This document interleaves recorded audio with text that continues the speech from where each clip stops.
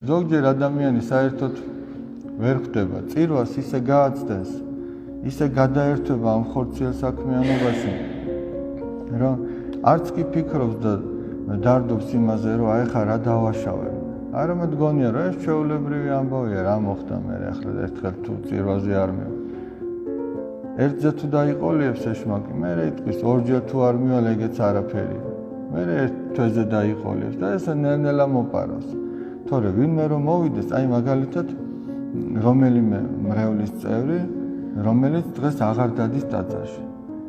მისთვის რომ ეთქვა, მას აზრი რომ მოსვლოდა, რომ მოდი საერთოდ აღარია რომ ტაძარში, რას გული გაუსკდებოდა ეს რა აზრი მომივიდა. პირდაპირ განაგდებდა. მაგრამ ეშმაკმა რო უთხრა, რომ მოდი ამ ერთი დღე რა უშავ ახლა, რა. კარგი, ერთი დღე მართლაც რა არის, რაც ის ფიქრობს. და არაფერი წავიდა.